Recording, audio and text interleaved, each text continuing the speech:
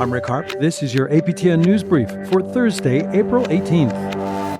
We begin with First Nations reaction to the tabling of Tuesday's federal budget. And as Fraser Needham tells us, there's clear disappointment in how Indigenous priorities fared. Finance Minister Chrystia Freeland gave a 40-minute speech on the benefits of the 2024 budget in the House of Commons on Tuesday, but never mentioned the words Indigenous or reconciliation. This did not go unnoticed by First Nations leaders. Canadians heard how the federal government plans to spend resources for the coming months and years.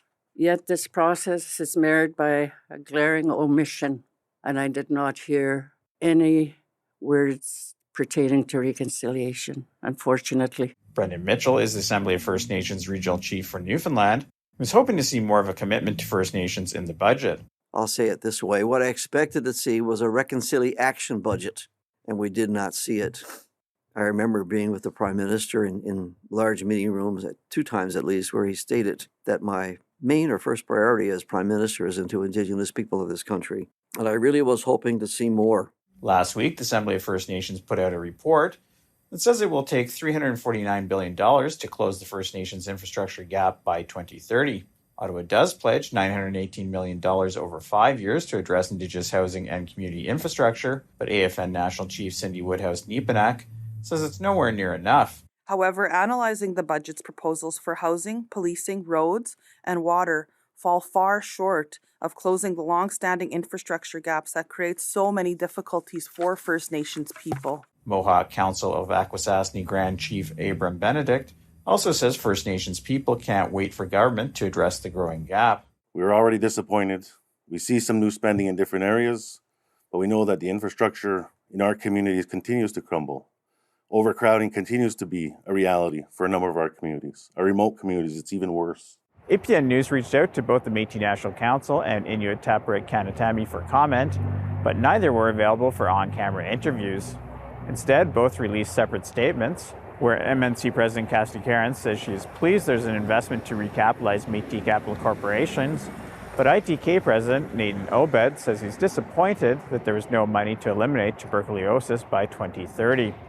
Fraser Needham, APTN National News, Ottawa. Still with feedback on the federal budget, Assembly of Manitoba Chiefs Grand Chief Cathy Merrick gave Canada a failing grade on housing.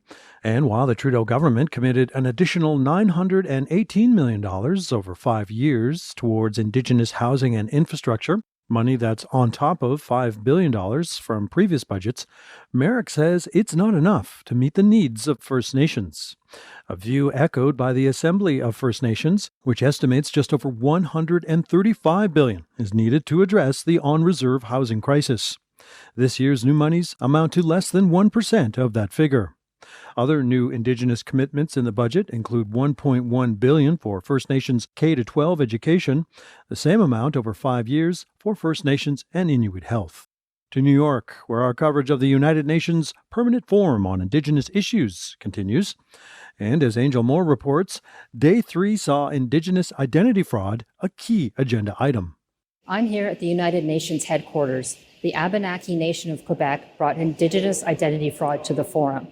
The nation says the Abenaki of Vermont are made up of people who aren't Indigenous, and because of it, their culture, language, and traditions are at risk. Despite that, the state of Vermont recognizes the Abenaki there as a Native American tribe. Isaac LaChapelle Gill is a youth representative of the Abenaki Nation in Quebec. The world that watches us will listen to our voice and listen to our plea that the fraudulent Abenaki nations from Vermont are not actually Abenakis, that we are the people from this land and we want to claim back that title.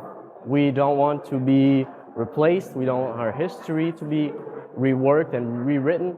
We want to take back our place as people from the territory. Tove Sondel Gaunt is a member of the Permanent Forum on Indigenous Issues. She says the people who attend and say they are Indigenous do it through self-identification, but that doesn't mean the UN extends recognition automatically. If they say that just being accredited to here and then they say, hey, we are recognized by the UN, I mean, that would be misrepresenting the facts. Just because you get an accreditation here under the Indigenous Organization, Indigenous Peoples Organization badge, it's really not a proof of a formal recognition by the UN.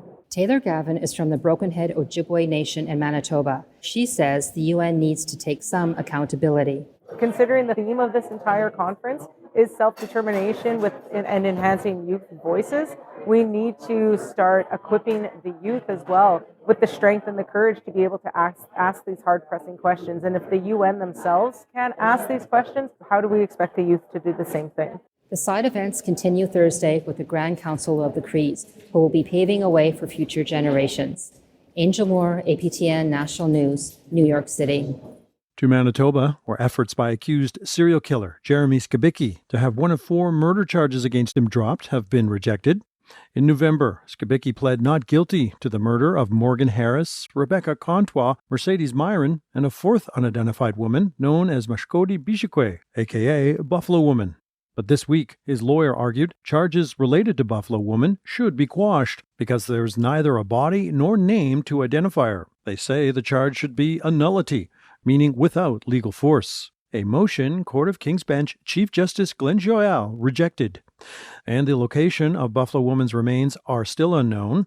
Contois' partial remains, meanwhile, were found in the city-owned Brady landfill south of Winnipeg. The remains of Myron and Harris are believed to be in the privately owned Prairie Green landfill north of the city. Skibicki's jury trial begins April 29th.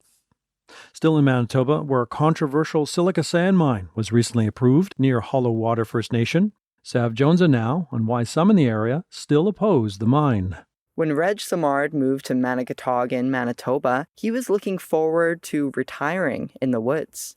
He wanted to enjoy the nature surrounding his reserve of Hollow Water First Nation. But I didn't want to retire to having a mine right next door. We're saying yes to CPS. In February, Premier Wab Kinew and Environment Minister Tracy Schmidt approved Canadian Premium Sand, or CPS, to extract silica sand in the area 200 kilometers north of Winnipeg. The news came after 5 years of consultations between CPS and the previous Manitoba government, and only a few months after Kinew was elected. Really, what it comes back to is free, prior, and informed consent. During that time, land protector group Camp Morningstar was fighting to be heard. If we had these conversations before anyone signed anything, we would all know where everybody is, right? And by excluding people and not giving them the voice, this adversarial relationship happens. And that's my biggest disappointment, is to have so quickly after the election to be kind of trampled upon, right? Yeah, that hurts. MJ McCarran is part of Camp Morningstar, along with Samard and Kateri Sabe Ekwe Phillips. They say the approval went ahead without meaningful consultation between the provincial government, CPS, and their camp, and ignores the environmental review process, or ERP. The ERP says the worldviews of Indigenous people should be acknowledged and incorporated in every project development decision and throughout implementation and monitoring, and that Indigenous Services Canada encourages proponents to engage meaningfully with concerned Indigenous communities, including different groups or subgroups of people within those communities. In 2018, Hollow Water First Nation received $250,000 from CPS to support the development of the project after the Band Council signed a memorandum of understanding with the proponent. APTN News attempted to reach Hollow Water Chief Larry Barker on numerous occasions, including in person, but he could not be reached for comment. You know, the system was never put in place to benefit us. Phillips, who is also a member of Hollow Water First Nation, says the approval is environmental racism. It was not our system. It still isn't our system, but it definitely helps them get their foot in the door with our land and with our, our resources. Camp Morningstar believes the approval doesn't acknowledge the issues they've brought forward through 2 appeals. They worry about the mine's proximity to ceremony grounds and says there's little to no benefit for the communities it touches.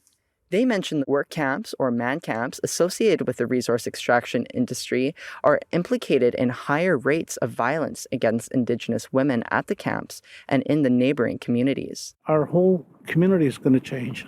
It won't change for the better, that's for sure. Most of all, Camp Morningstar is worried that the mine will have a negative impact on the ecosystem, on the moose who forage in the area, or the medicine plants that grow there. APTN News reached out to CPS CEO Glenn LaRue, but did not hear back. Camp Morningstar will be delivering a petition of over 6,000 signatures against the mine's approval to Premier Wabkanu, along with a list of recommendations to revise the environmental review process. Sav Jonesa, APTN National News, Winnipeg.